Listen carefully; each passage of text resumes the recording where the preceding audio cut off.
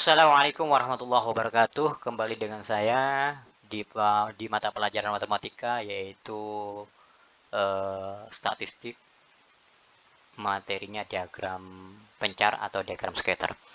Pengertian diagram pencar atau diagram scatter itu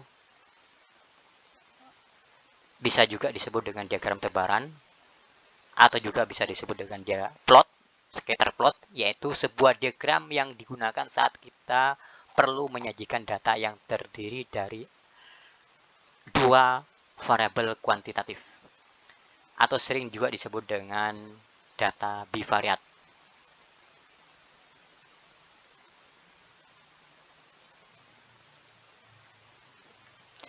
Diagram pencar digunakan untuk menunjukkan ada atau tidak adanya korelasi atau hubungan antara dua variabel kuantitatif tersebut. Variabel tersebut dinamakan variabel bebas yang satunya, atau bisa disimbolkan dengan variabel X. Yang satunya, karena ada dua variabel, yang satunya dinamakan dengan variabel terikat yang biasa disimbolkan dengan variabel Y.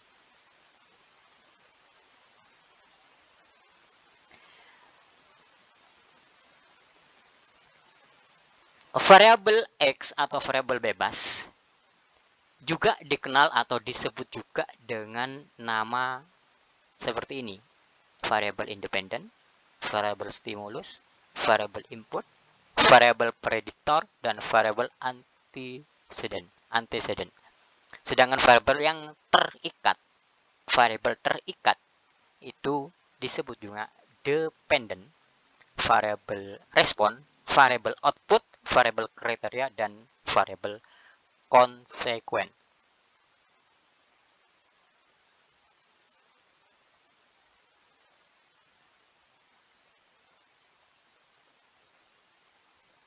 Contoh dari diagram pencar seperti ini.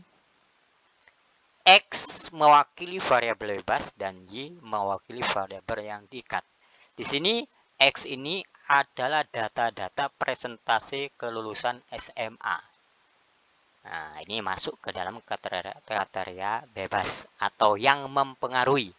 Yang dipengaruhi namanya variabel terikat. Yang dipengaruhi. Jadi, lulus banyaknya kelulusan SMA yang sudah lulus SMA, masyarakat katakanlah persentase banyak yang sudah lepas atau sudah lulus minimal SMA, maka karena pendidikan banyaknya yang sudah mengenyam pendidikan, maka kemiskinan akan terpengaruhi mungkin lebih sedikit dan lain sebagainya. Nah, ini yang dinamakan yang diikat atau dikontrol, ini yang mengontrol atau yang bebas. Sama dengan ini, kalau semakin banyak pengunjung, maka suhunya akan semakin naik. Artinya banyaknya pengunjung itu menjadi variabel yang mempengaruhi atau independen, dan yang dipengaruhi namanya dependent, atau yang diikat namanya dependent.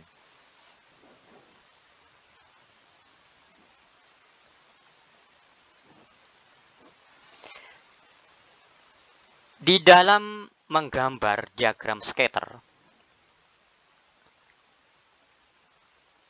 kalau menggunakan Microsoft Excel sangat mudah karena di situ tool-toolnya sudah ada. Kalau menggunakan Microsoft Excel. Kalau seumpama nggak menggunakan Microsoft Excel, bisa menggunakan secara manual. Langkah-langkah untuk secara manual menggambar diagram scatter: yang pertama, menentukan variabel X dan variabel Y. Kedua, membuat sumbu mendatar, yaitu sumbu X, dan tegak, yaitu sumbu Y. Yang ketiga, membagi kedua sumbu dengan skala yang sama pada setiap sumbu. Yang keempat, membagi skala angka yang memuat seluruh nilai data pada variabel X dan Y. Yang kelima, menggambarkan pasangan titik X, Y pada koordinat kartesius.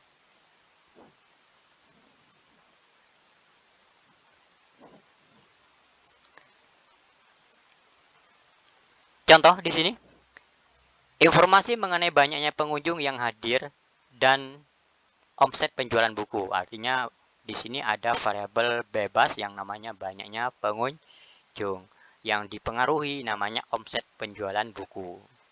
Jadi semakin banyak pengunjung, kemungkinan besar untuk lakunya buku itu juga dipengaruhi. Nah, itu dipengaruhi atau korelasi itu yang dinamakan nanti hubungan antara dependent dan the independent. Nah, hubungan antara pengunjung dan hasil penjualan itu dinamakan dengan korelasi. Nah,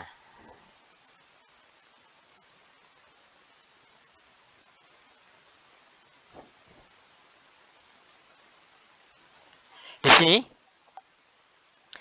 eh, kalau dalam menggambar skater, langkah-langkahnya seperti ini, yang seperti yang saya sampaikan tadi, namun perlu digarisbawahi untuk menentukan garis paling ujung atau paling atas itu adalah diambil nilai tertinggi dari katakanlah variabel bebasnya. Variabel bebas X, maka di sini variabel bebas yang tinggi di sini mana? 29. Nah, berarti di sini minim 29 atau 30 atau 31 atau seterusnya. Tidak boleh. Kenapa? Karena nanti kalau seumpama di sini maksimal 27, maka yang 29 tidak terwakili. Nah, jadi diambil yang tertinggi sini. Dan di sini diambil yang tertinggi juga. Berapa di sini tertinggi? 88. Berarti di sini bisa ditulis 89. Sehingga nilai-nilai di bawah ini, nilai-nilai yang ada di sini bisa terwakili. Demikian tentang diagram scatter dan cara menggambarnya. Kurang lebihnya saya mohon maaf. Saya Iris. Assalamualaikum warahmatullahi wabarakatuh.